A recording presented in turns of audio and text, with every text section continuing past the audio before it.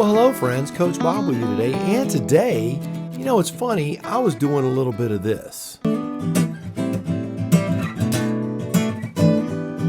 little of that.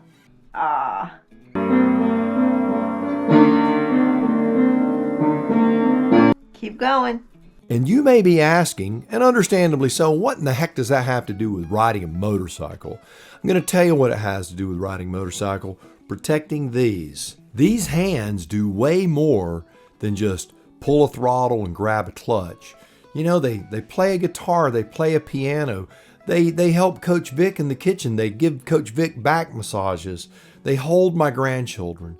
They do a lot of things, and I want to protect these things for the rest of my life. And if you lose them, and anyone who's ever lost a finger, I've got some friends who have lost fingers, some guys that were musicians, and I mean, it changed their life.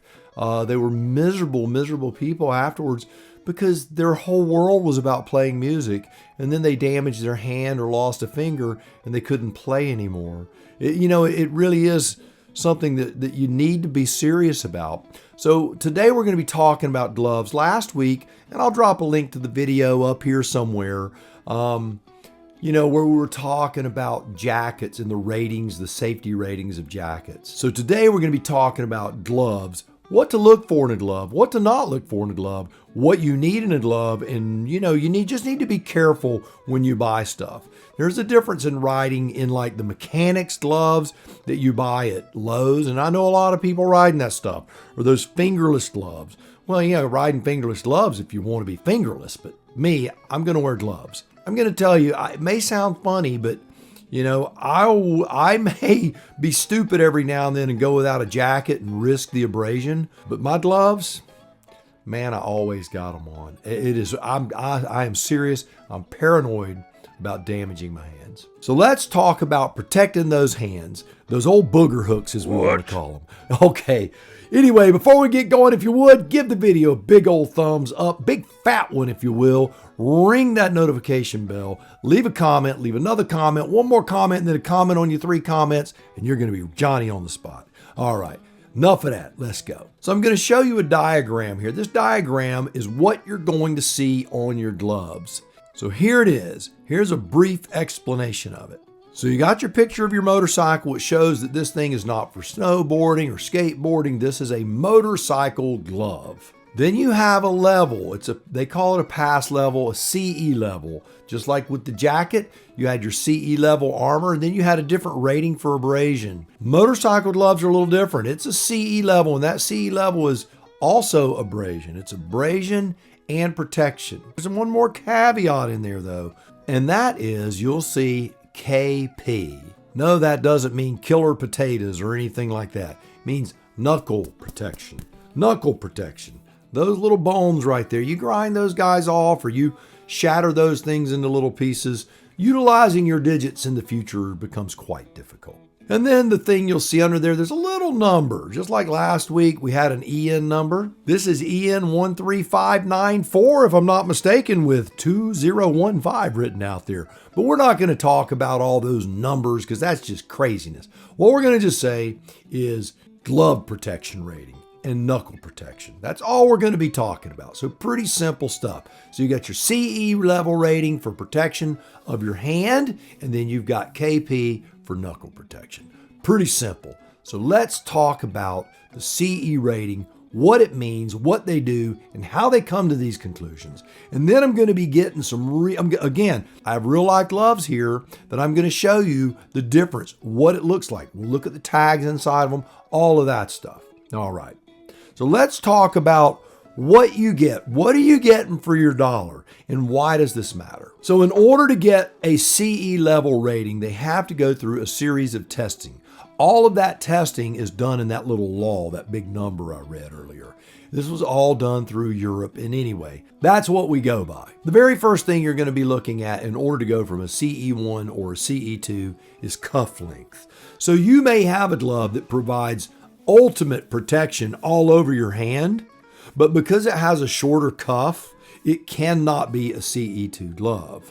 A CE level 1 has to have a 15 millimeter cuff length. A level 2, on the other hand, has to have a 50 millimeter cuff length. So over 3 times the cuff length. So here's a 1 and a 2 right here. You can see the cuff length on the 1 versus the 2. It is significant. All right, so the next thing has to do with restraint. No, not yours, but the restraint of the Velcro closure on the glove. Now, the Velcro closure on gloves is really, really important because one of the things that happens, like with shoes, is gloves will just blow off. They'll pop off. You slide down the pavement, it's gone.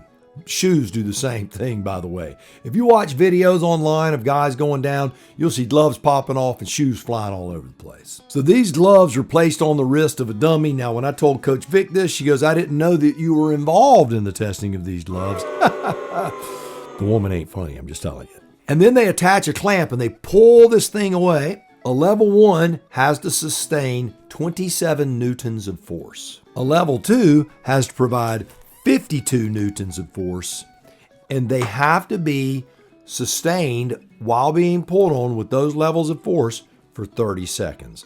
So a 1, 15 newtons of force for 30 seconds, and a 2, 52 newtons of force for 30 seconds. Big difference. So test number 3 they do is tear strength. So they test all these different parts of the glove. You've got the palm, right? There's the palm, that's the inside of the glove. You've got the side of the finger on the palm side. You've got the back of the glove. And then you have another little fancy name for this little internal section in here. It's called fourchette. That's the fourchette of the glove. That's the little part in between your fingers. By the way, if you Google fourchette, they will just say that there's a little piercing of a woman's private parts you may find if you Google fourchette. Just saying. So if you do, turn your safety on or prepare to be shocked with some little pictures here and there. So I'll just leave it at that. So for tear strength, that is just a tensile strength of, can we make this bad boy tear? A level 1, 25 newtons of force in the palm. Also 25 newtons on the cuff and the side. The back side of the fingers, 18 newtons. And the fourchettes, 18 newtons. Versus the category 2. A level 2, 35 newtons of force in the palm and the sides of the fingers. 35 newtons on the cuff, on the hand. The fingers are at 30 newtons and the fourchettes at 25 newtons. I know what you're saying, man, that is a lot of testing. These companies have to go through a lot of stuff. That's part of what you're paying for when you purchase gloves. Just to let you know that. So the next thing they check, yes, there's more, is seam strength. You know, all of these seams that are sewn together, they have to be tested. They have to pull these little bad boys and see if they can make them come apart. All of the main seams of a level 1, 6 newtons per millimeter. So they're checking per millimeter along these seam lines. And in the fourchettes, 4 newtons per millimeter. And it's much heavier as you would expect on a CE2 glove. 10 newtons per millimeter all around the glove and 7 newtons per millimeter on the fourchettes. And again, as in jackets, you have to have abrasion resistance. So how do they do that? This is what's so important to us as riders. When we fall, we are prone to put those hands down. We often break wrists and break forearms by doing that, but it is a human reaction, which means that our hands are going to slide down the pavement. This is why hands are ground down to nubs often. This is why we wear gloves. So they're going to have 4 samples of each glove, and they're going to have like a sanding wheel, we'll call it, and they will press this thing down on that sanding wheel to test the abrasion of this glove. In order to get a level 1, each sample must do 3 seconds on the grinding wheel. In other words, that's 3 seconds of you sliding down the concrete before this glove starts to come apart. Now 3 seconds, 1001, 1002, 1003, doesn't seem like much unless you're sliding down the concrete. A CE level 2, are you ready for this? 6 seconds. That's where the level 2 is really protecting you. These are racing level gloves. They provide you a lot more protection. I'm going to tell you, if you're sliding, if you come off of a motorcycle 50, 60 miles an hour, you're probably going to slide more than 3 seconds. I'm just going to let you know that.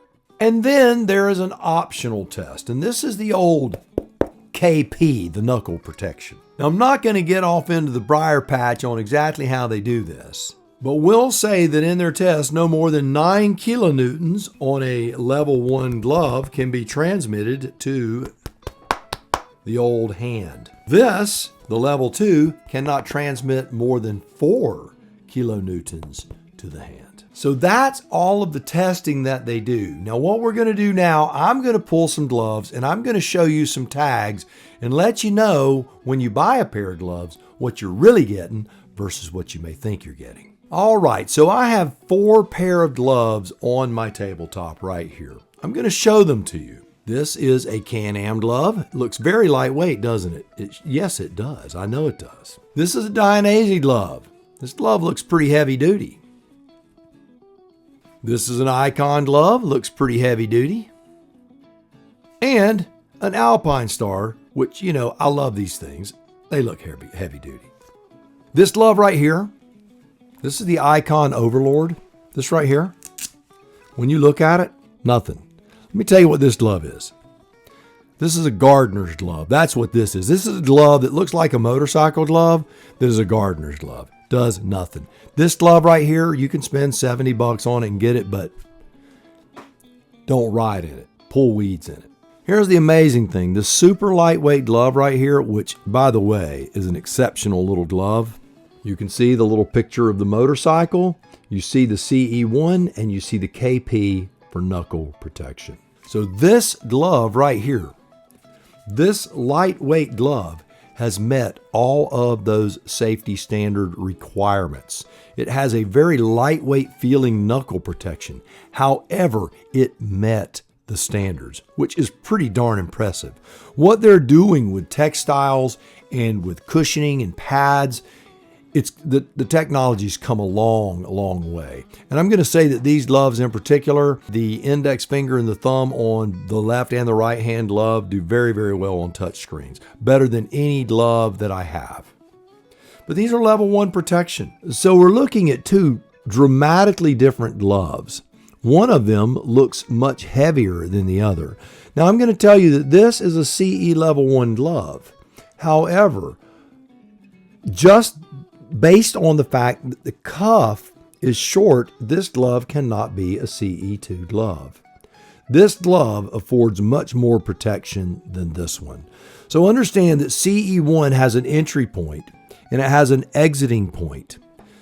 Gloves will fall within this line, but they will all meet the CE1 requirements.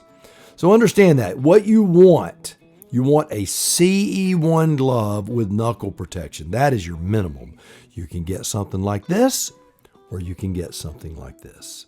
Now this is a Tallahassee MiG-2 glove. This is a quality glove, super nice glove. This is a CE level 1 glove. Now you can see this thing looks super heavy. The knuckle protection on this, there is an additional level of knuckle protection. You can have level 1 knuckle protection or level 2 knuckle protection.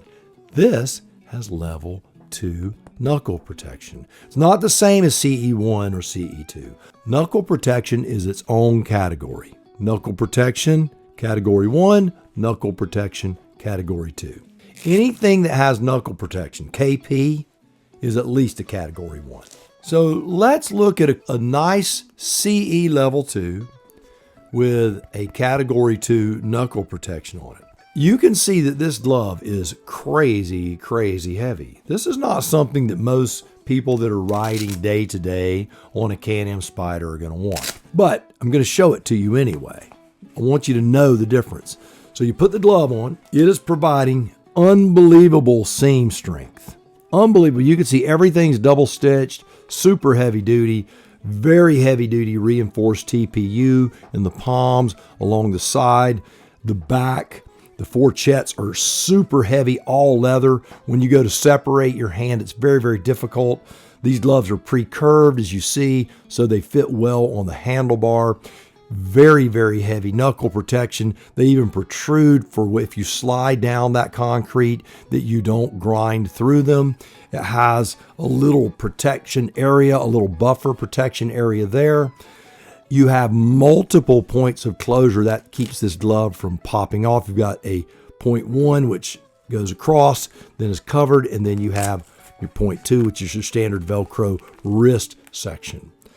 And you've got armor all the way up covering that little bone that protrudes on the wrist. You know, you can put the name of that bone right there, that little knot right there. You can drop that down there in the comments if you want to. Anyway, so that is a super heavy duty CE2 with category 2 knuckle protection. But I want to show you something in contrast to that. This glove right here looks very, very heavy. And these are some winter gloves that I have. They're made by a company called Cortec. Looking at them, you're saying, well, they look very similar in protection to that other glove. These are touring gloves.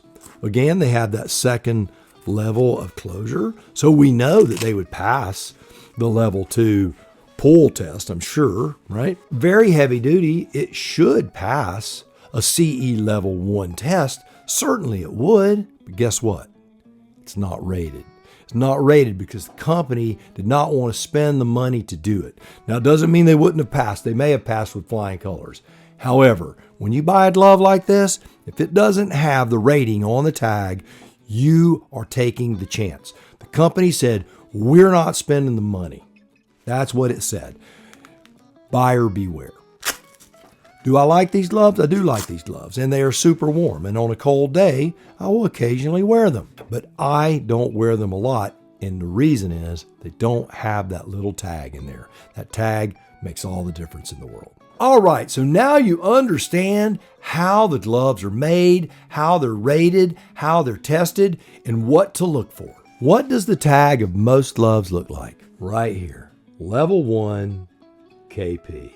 Level 1 KP is what 90% of the people that wear gloves that ride motorcycles on the road, this is what they're wearing. Again, this very lightweight Can-Am glove, level 1 KP. Glove, super lightweight. I love this glove.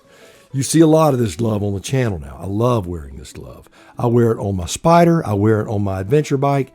These gloves are so lightweight. They are unbelievably comfortable. They're CE level 1 with knuckle protection. So there you have it, another one in the books. So make sure, subscribe to the channel, all that stuff. I know some of this stuff may seem dry, but it's information you need to know. We all need to know this stuff. So do me a favor until next time, yes, you go out by the motorcycle of your dreams. Eat right. Take care of yourself. And remember, if you're not having fun, you're doing it wrong. Now you go seize the day. I will see you on the road real soon. Make sure and protect those fingers, man. Make sure you protect them.